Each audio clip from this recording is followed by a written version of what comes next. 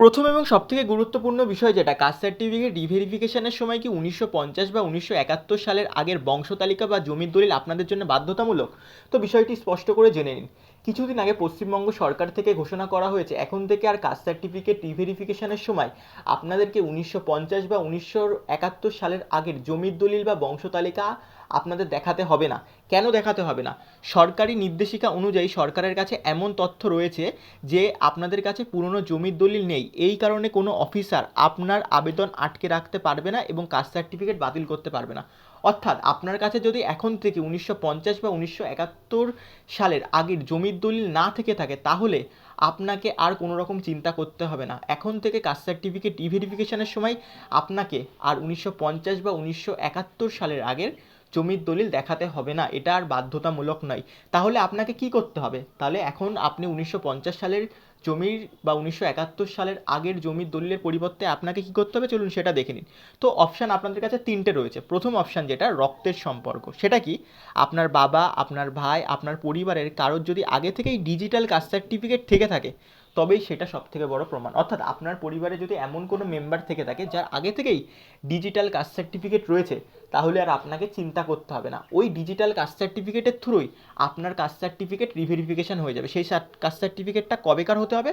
অবশ্যই 2011 সালের হতে হবে। সেকেন্ড যে অপশানটা আপনাদের কাছে রয়েছে, যেহেতু আপনাদের কাছে দলিল নেই তাহলে আপনারা কী কী ডকুমেন্টস সেখানে জমা করবেন। তো প্রথম যেটা রয়েছে ভোটার তালিকা। ভোটার তালিকা অবশ্যই আপনাদের 2000 সালের আগের হতে হবে। সেকেন্ড যেটা রয়েছে প্রাইমারি স্কুল সার্টিফিকেট, সেটা 4 পাস হলে তো 4 পাস, 8 পাস অথবা মাধ্যমিক পাস যেটাই হোক না কেন আপনি সেটা দেখাতে পারেন। টিসি বা পৌরসভা পঞ্চায়েতের পুরনো রেকর্ডের কাগজপত্র আপনারা জমা দিতে পারেন। অর্থাৎ আপনারা কোনো রকম পৌরসভা বা মিউনিসিপ্যালিটির আন্ডারে থাকলে সেখান থেকে আপনারা আপনাদের যে কোনো পুরনো কাগজ সেটা জমা দিতে পারেন। থার্ড অপশান যেটা রয়েছে অপশান সি, আপনাদের কাছে যদি কোনো রকম কাগজ না থাকে তাহলে আপনাদের কোর্টের থেকে এভিডেভিট বানিয়ে নিতে হবে এবং এই এভিডেভিটের মাধ্যমেই আপনারা আপনাদের যে জাতিগত প্রমাণ সেটা প্রমাণ করতে পারবেন। যদি এমনটা হয় দেখা গেল আপনার কাছে কোনো রকমই পুরনো কাগজপত্র নেই তাহলে আপনাকে কি করতে হবে? তো এই ক্ষেত্রে সরকারি ইনকোয়ারি, যেটাকে বলে ফিল্ড ভেরিফিকেশন, আপনার কাছে যদি এমন কোনো পুরনো সরকারি নথি না থাকে তবে নিয়ম অনুযায়ী বিডিও অফিস থেকে ইন্সপেক্টর আপনার এলাকায় আসবে এবং কি করবে? সাক্ষ্য গ্রহণ। আপনার এলাকার প্রতিবেশী এবং প্রবীণ মানুষ থেকে খোঁজ খবর নিয়ে তারা রিপোর্ট তৈরি করবেন এবং তার ভিত্তিতে আপনার কাস্ট সার্টিফিকেট রিভেরিফিকেশন বা ইস্যু হয়ে থাকবে। অর্থাৎ আপনার কাছে যদি কোনো ডকুমেন্টসই না থেকে থাকে, দলিল বাদেও অন্য অন্য যে ডকুমেন্টসের কথা বলা হলো, তাহলে কী হবে?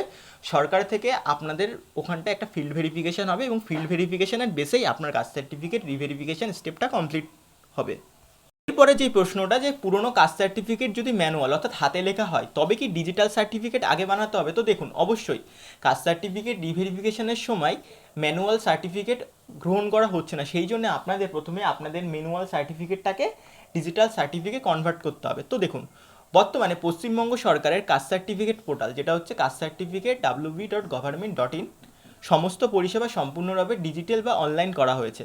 তো প্রথমে কি করতে হবে? আপনার ম্যানুয়াল বা হাতে লেখা সার্টিফিকেটে যেহেতু অনলাইনে চেক করা যায় না, তাই রিভেরিফিকেশনের সময় সরকারি অফিস থেকে আগে ওই ম্যানুয়াল নাম্বারটিকে ডিজিটাল নাম্বারের সাথে কানেক্ট করতে বলা হয়।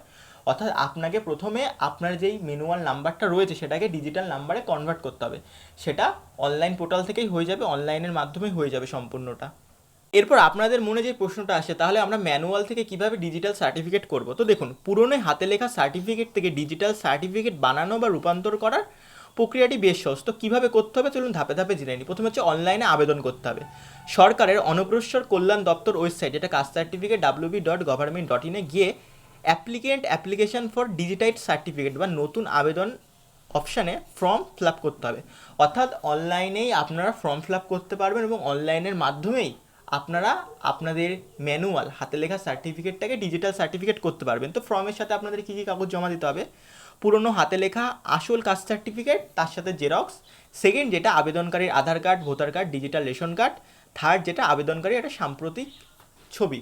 এখানে একটা বিষয় বলে দেওয়া দরকার, বর্তমানে এসআইআর এর পরের থেকে আপনার, আপনার বাবার এবং আপনার মায়ের ভোটার লিস্টটা অত্যন্ত গুরুত্বপূর্ণ এবং এর সাথে আবেদনকারীর সাথে আবেদনকারীর পিতা মাতার ভোটার কার্ড, আধার কার্ড এবং ডিজিটাল রেশন কার্ড অবশ্যই আপনাকে দিতে হবে। ডিজিটাল সার্টিফিকেটে আপনি যদি আপনার বাবা বা কোনো রকম আত্মীয়কে লিঙ্ক করাতে চান তাহলে সেক্ষেত্রে আপনাকে কী করতে হবে? আপনি যদি আপনার কাস্ট সার্টিফিকেটের প্রমাণের জন্য আপনার বাবা বা রক্তের সম্পর্কের কারোর পুরনো হাতে লেখা সার্টিফিকেট ব্যবহার করতে চান তবে সেই ক্ষেত্রে তাদের ম্যানুয়াল সার্টিফিকেট আগে অনলাইনে ব্যাকলগ ডেটার মাধ্যমে ডিজিটাল করে নেওয়া ভালো।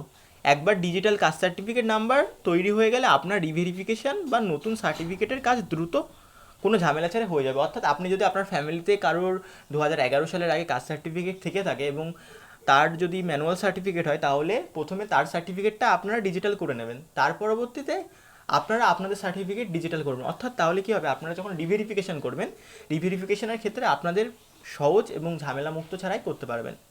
ভিডিওটি যদি আপনাদের কাছে ইনফরমেটিভ লেগে থাকে তাহলে চ্যানেলটিকে সাবস্ক্রাইব করে ভিডিওটাকে লাইক করে আপনজনদের মধ্যে শেয়ার করে দিন এবং এইভাবে আমাদের পাশে থাকুন। ধন্যবাদ।